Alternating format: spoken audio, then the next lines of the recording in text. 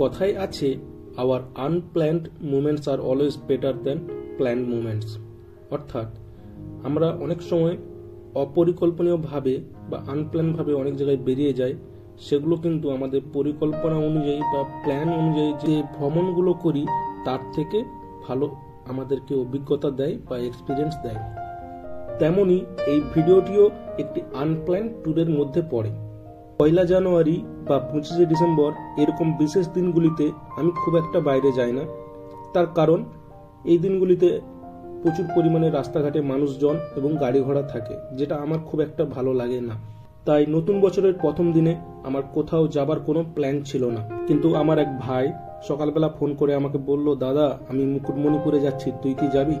তো যেই কথা সেই কাজ, আমরা দুজন মিলে চলে এলাম মুকুটমণিপুরে।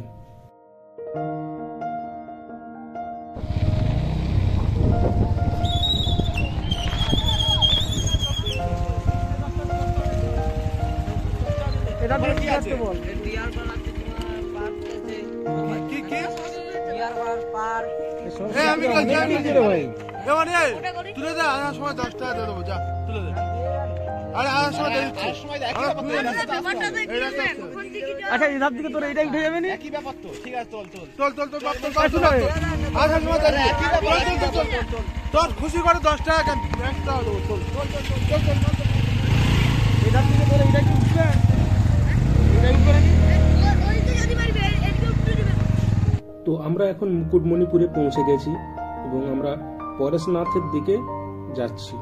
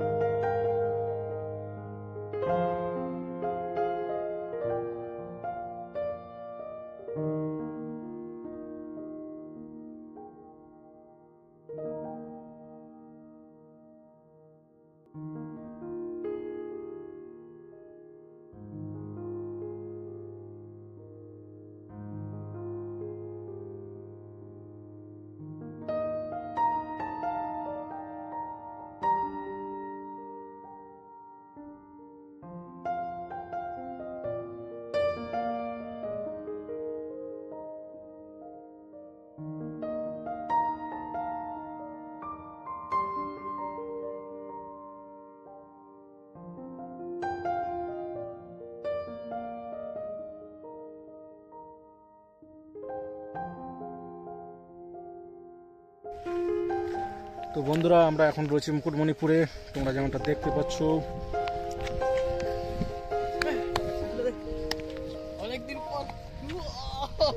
তোমার কেমন অনুভূতি হচ্ছে বিক্রমজিৎ? অসাম বলে তো অসাম। তো আমরা চলে আসছি, আমি এবং বিক্রমজিৎ দুজনে মিলে এই নীল সাগরের তীরে স্বপ্নের ডানা মেলে।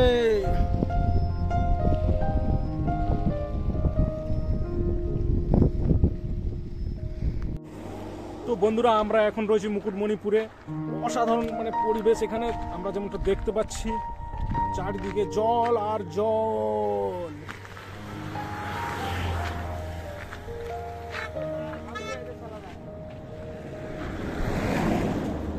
গাড়িগুলো কিভাবে বেরিয়ে যাচ্ছে শুধু স্পিডটা দেখুন বন্ধুরা।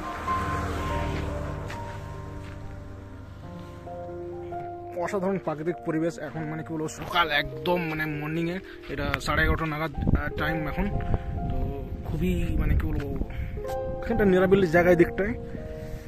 আর সেই দিকটাতে কিন্তু লোক রয়েছে, বা আমরা আরেকটা প্রথমে যখন যে ডামটাতে উঠেছিলাম সেই সাইডটাতে, তো সেখানেও কিন্তু প্রচুর পরিমাণে লোক রয়েছে এবং সেখানে প্রচুর পরিমাণে কিন্তু ফেস্ট হচ্ছে।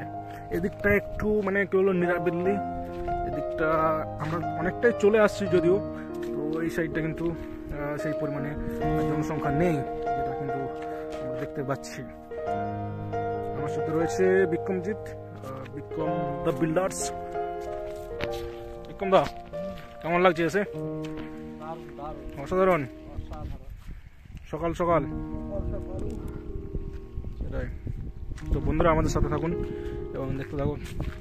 চলো।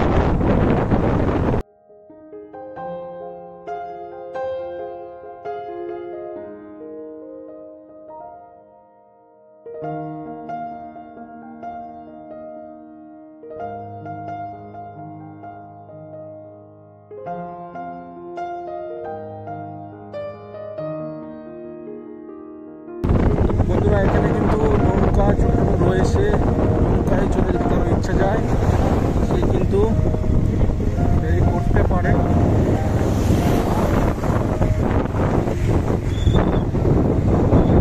একটু বেশি ব্যবহারই কিন্তু বন্ধু আমার পরিচয়, ব্যবহারটা ভালো রাখুন। চলো আমরা পরেশনাথ বাউল মঞ্চের দিকে একবার যাবো।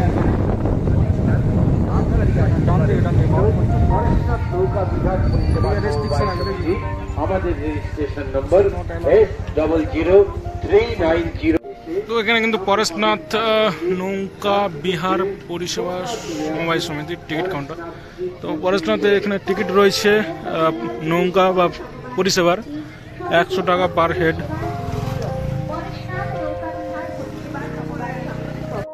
প্রত্যেকে লাইফ জ্যাকেট পরুন। লাইফ জ্যাকেট ছাড়া বোটিং করা সম্পূর্ণ নিষিদ্ধ এবং বোটিং শেষে চালকের হাতে আপনার লাইফ জ্যাকেটটি ফেরত দিন।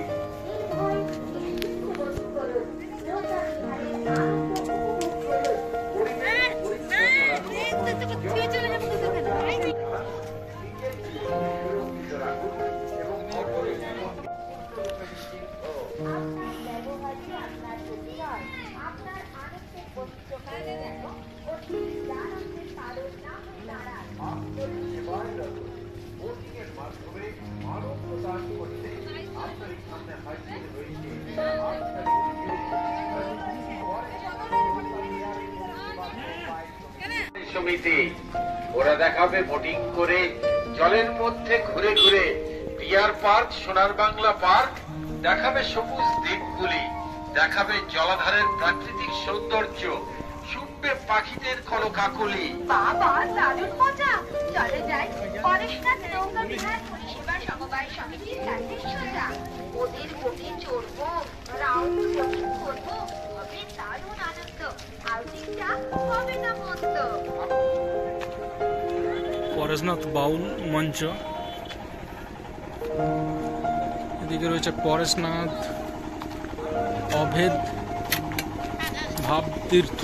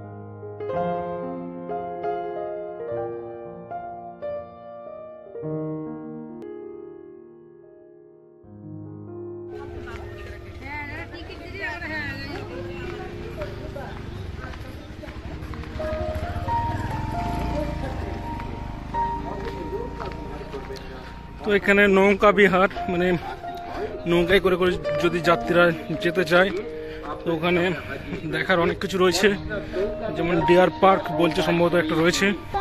তো নৌকা বিহারে পরিষেবার জন্য 100 টাকা করে লাগবে পার হেড এক একজনের।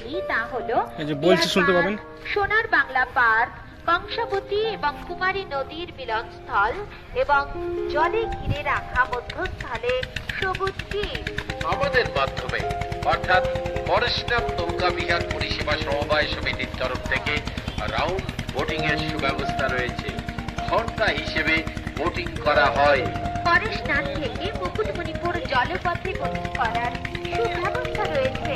বোটে করে দোলাডাঙ্গা পিকনিক স্পটে ঘোরানোর সুব্যবস্থা রেখেছে পরেশনাথ নৌকা বিহার পরিষেবা সমবায় সমিতি। তাই বিভিন্ন জায়গায় বোটিং একবার, পরেশনাথে বোটিং বারবার। তাই বন্ধু আর দেরি না করে এক্ষুনি আমাদের কাউন্টার লক্ষ্য করে চলে আসুন। কাউন্টারে টিকিট সংগ্রহ করুন এবং নিয়মানুবর্তিতা পালন করে চলুন যাই স্পট থেকে। লাইফ জ্যাকেটটি চালকের হাতে দিয়ে দেবেন। পরেশনাথ নৌকা বিহার তো এখানে যারা মানে বোটিং করবে তাদেরকে লাইফ জ্যাকেট পরানো হচ্ছে। জলাধারে কোনোরূপ ময়লা আবর্জনা ফেলবেন না। আমাদের কাউন্টারের সামনে গাড়ি পার্কিংয়ের সুব্যবস্থা রয়েছে। প্রত্যেকে লাইফ জ্যাকেট পরুন। লাইফ জ্যাকেট ছাড়া বোটিং করা সম্পূর্ণভাবে নিষিদ্ধ। সরস্বতীর দিব্যি খেয়ে বল, সরস্বতী পূজার যেহেতু সরস্বতীর দিব্যি খেয়ে বল। কত দিয়েছে? 5 লেছে না 10 লেছে? 10 টাকা নিয়েছে।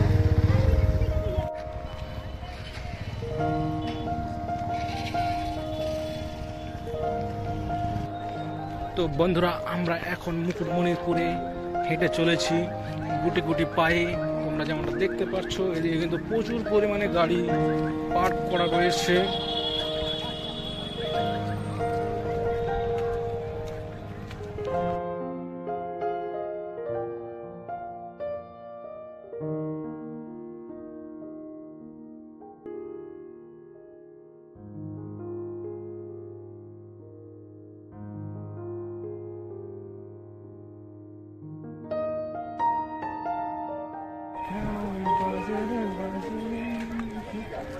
সরস্বতী ঠাকুরটা কত জিজ্ঞাসা করতেন? সরস্বতী ঠাকুর কত করে? সরস্বতীটা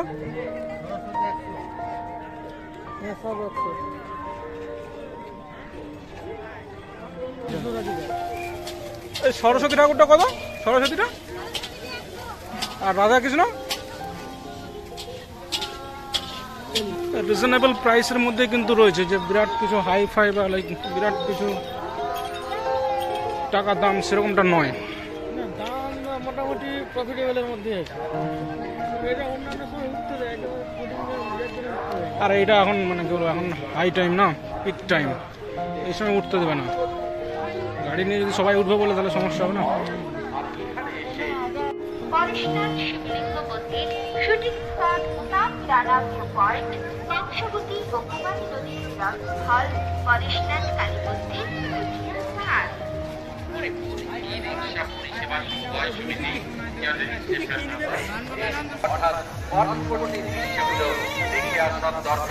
আসুন, ই-রিক্সা, অটো ও মিনিভ্যানের মাধ্যমে মুকুটমণিপুরের দর্শনীয় স্থানগুলি দর্শন করে আসুন। আমাদের দর্শনীয় স্থানগুলি হল পরেশনাথ শিবলিঙ্গ মন্দির, shooting spot, Taprana view point, Kangsabati ও কুমারী নদীর মিলনস্থল, পরেশনাথ কালী মন্দির এবং ডিয়ার পার্ক।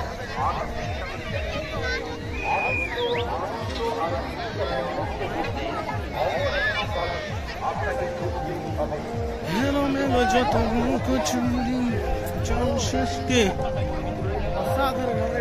মিস করে দিয়েছি। আরে দেখ ভাই তুই ঢুকবি বলছিলি, দেখ এখানে মনে হয় দেখ বোটিং মনে কম পয়সায় হবে। কত কত করে আছে?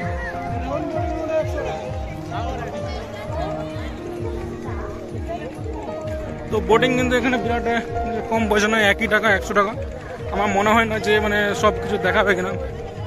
জিজ্ঞাসা কর কোথায় আছে, স্থানীয় লোক বলতে হবে। সেই জিনিসটা দেখা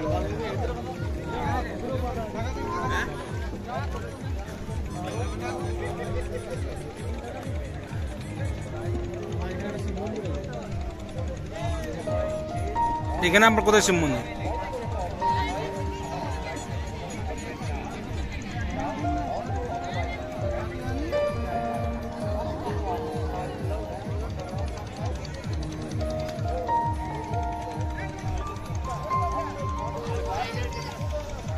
বন্ধুরা তোমরা যেমনটা এখানে দেখতে পাচ্ছ, এখানে কিন্তু প্রচুর মানুষ এসেছে, প্রচুর মানুষের ভিড় এখানে রয়েছে।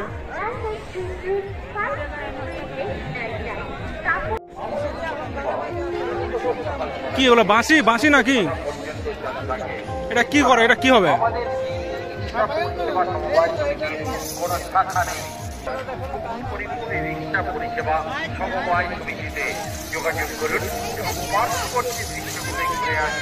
বাচ্চা ছানা এটা ছিঁড়ে দেবে।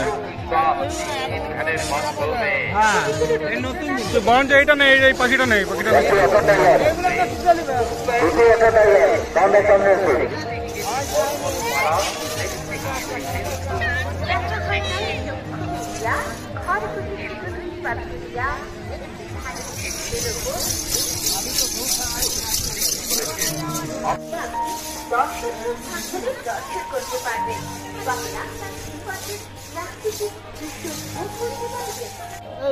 সরস্বতীটা কত বলছি না? 110 হয়ে গেলে, আমরা 100 বললেন একটু আগে। আর এই মুকুটমণিপুর ওই দুটো নিলে কত করে বলুন না?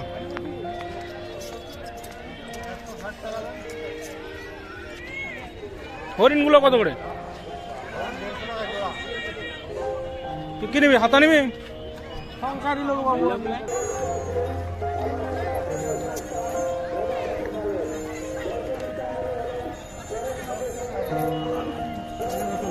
দুটো নিয়ে নিচ্ছি।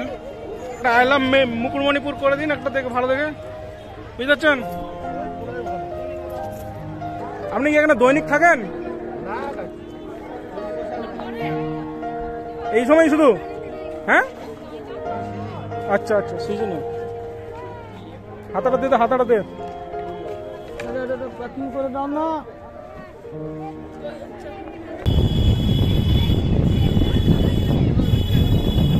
Welcome to Kangsabati dam.